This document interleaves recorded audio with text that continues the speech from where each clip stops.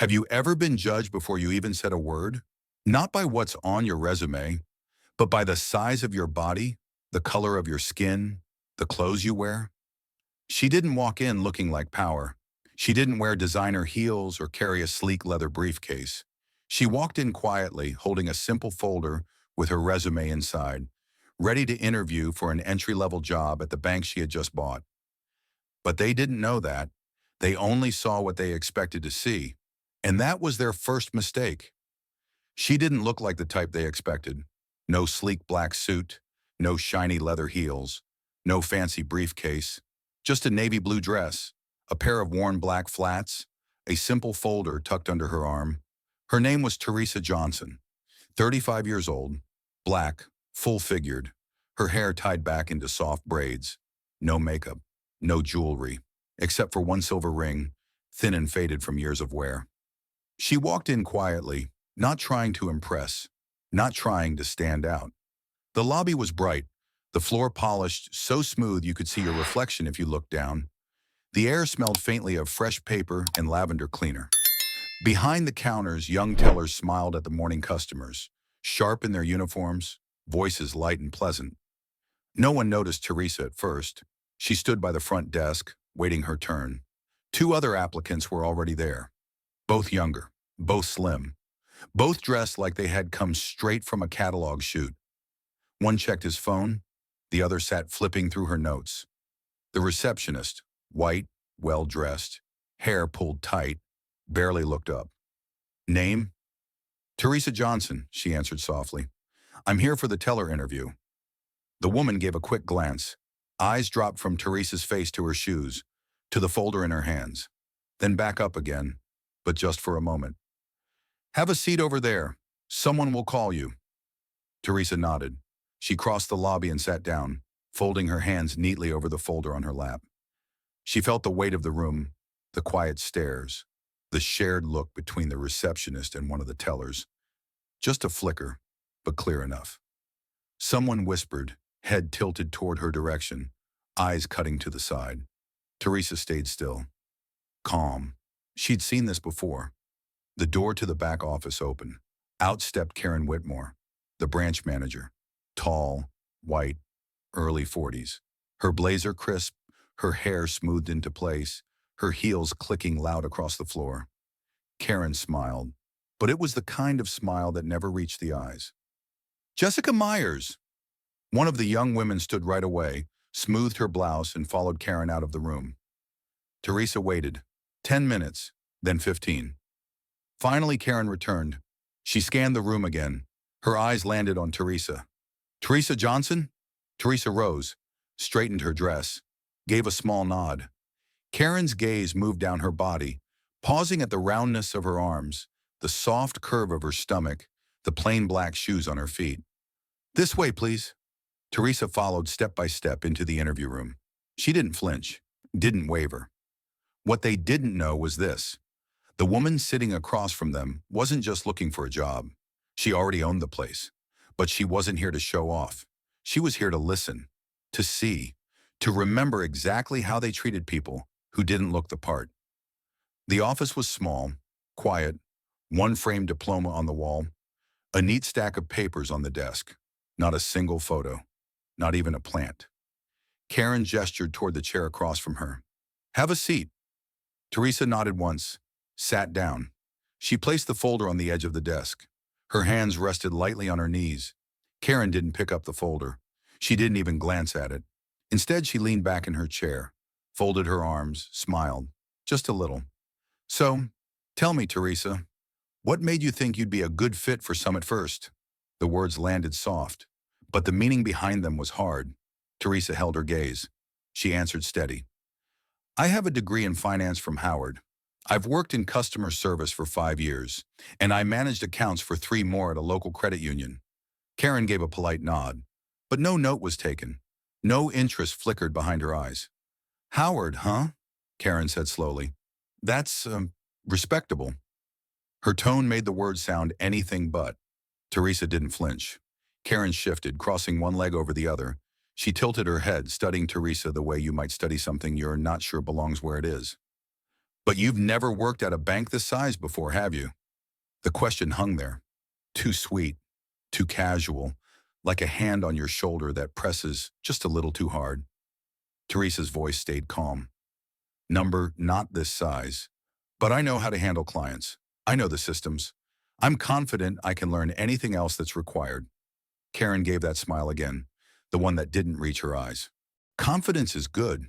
It's important, especially in a customer-facing role. She paused, let the silence stretch just enough to sting.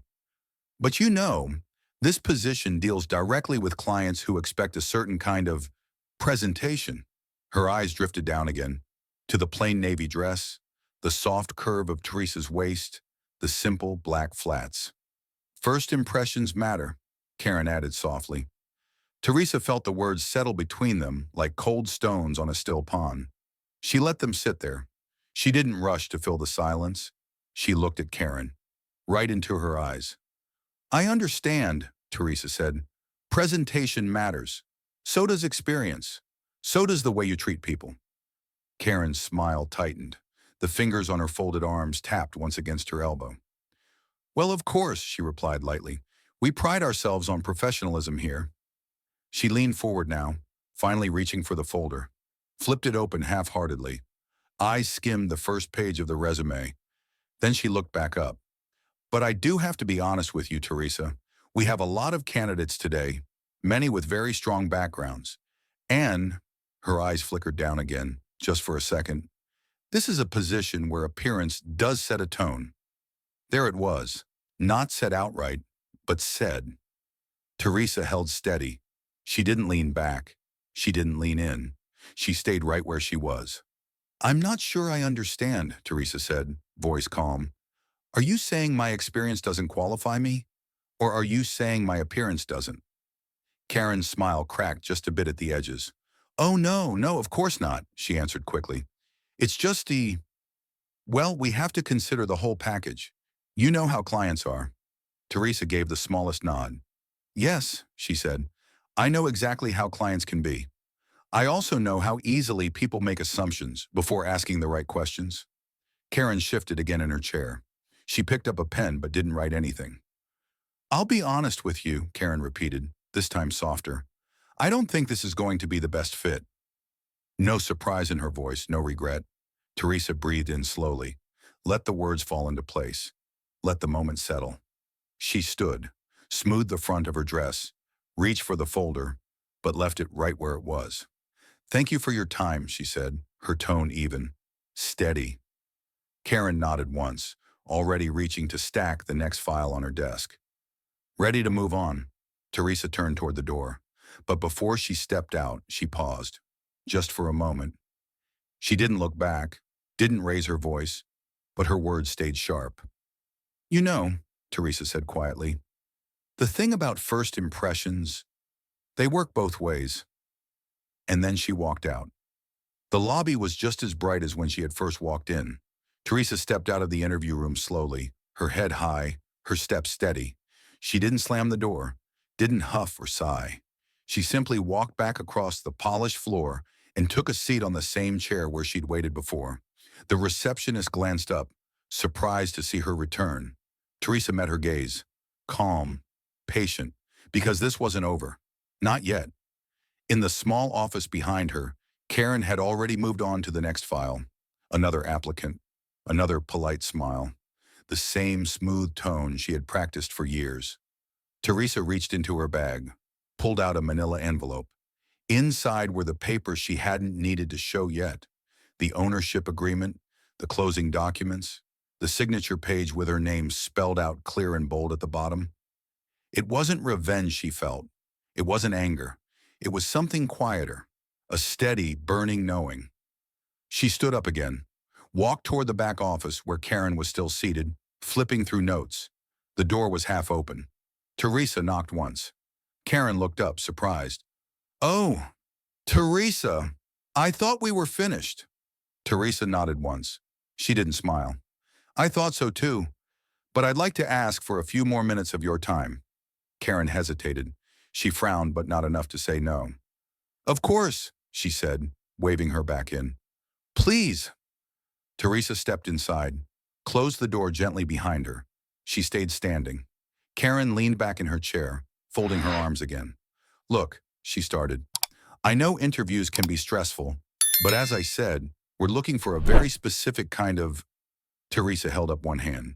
Not fast, not forceful, just enough to pause the words.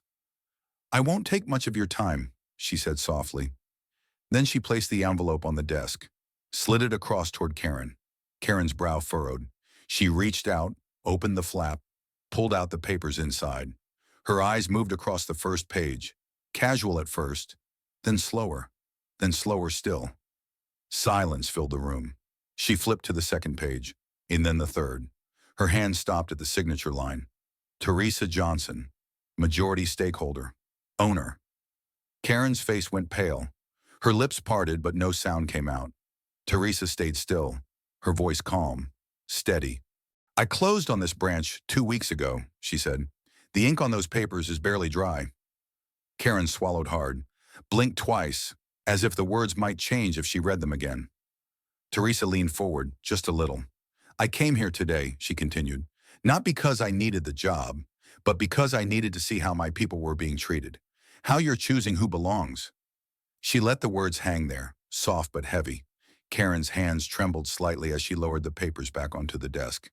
This isn't, she began, but the words fell apart before they reached the air. Teresa didn't let her finish. I didn't expect special treatment, she said. I didn't walk in here looking for applause, but what I found was worse than silence. Her eyes met Karen's and held there. I found assumptions.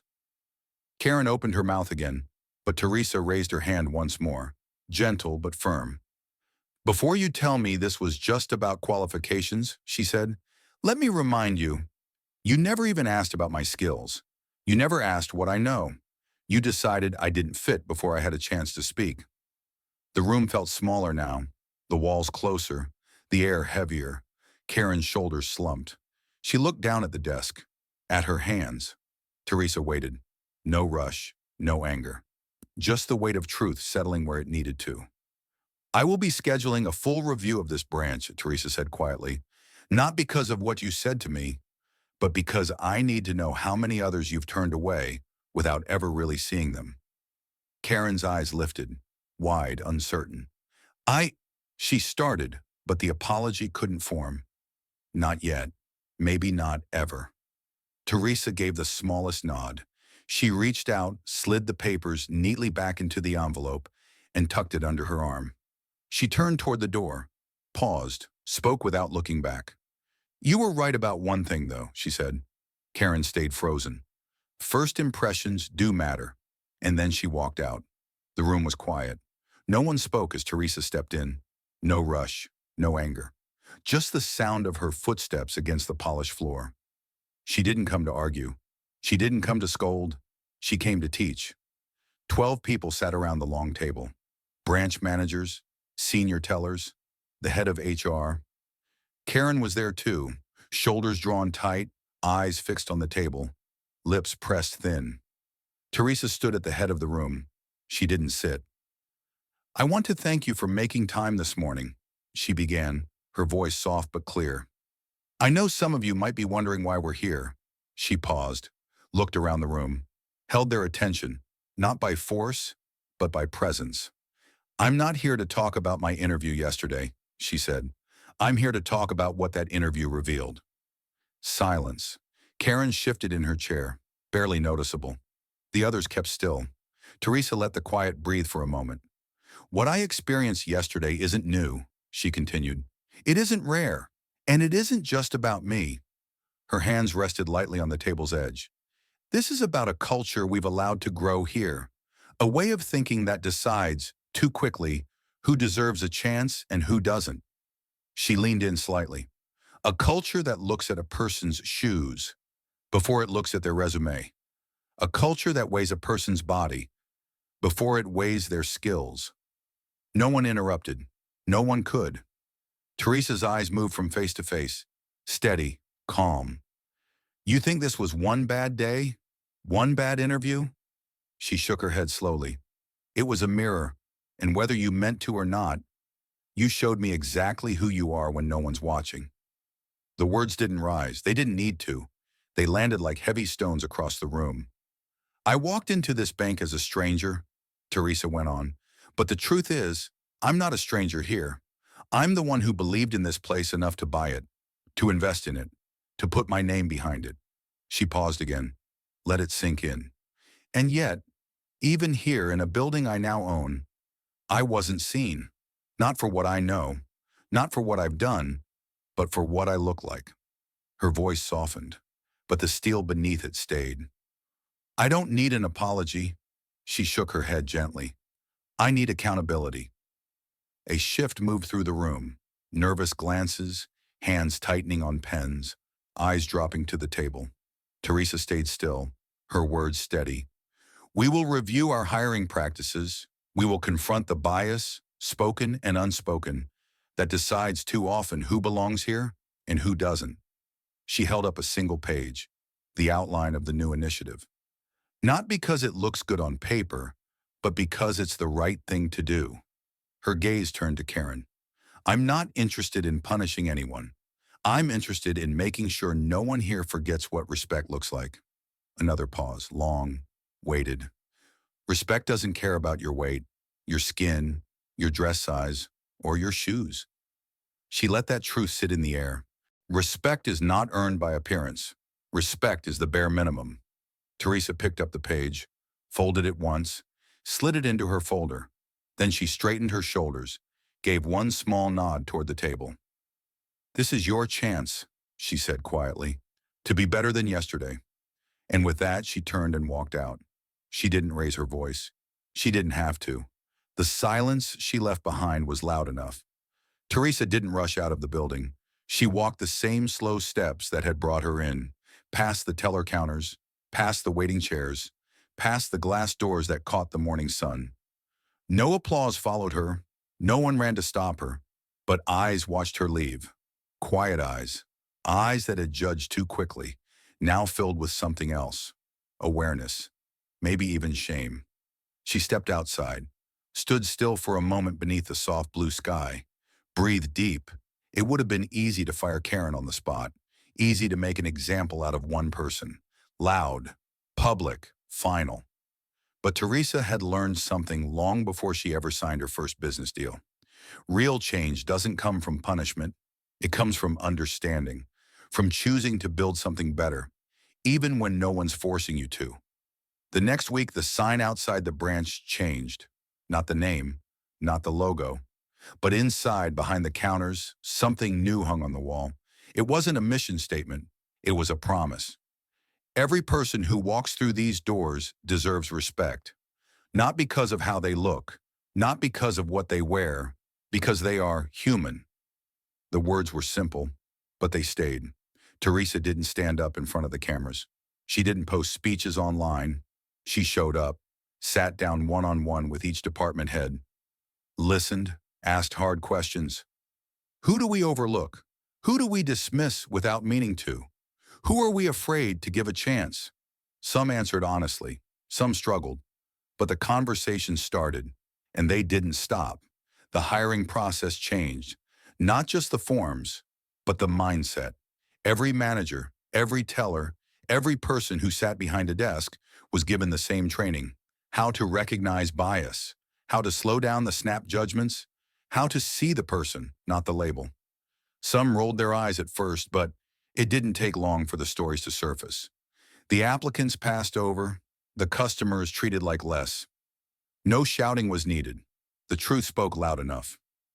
Karen stayed, not because Teresa was soft, but because Teresa believed people could learn if they were willing. Karen sat through every training, every meeting. She listened. She stayed quiet when it was time to be quiet. And little by little she changed. Not overnight, but honestly.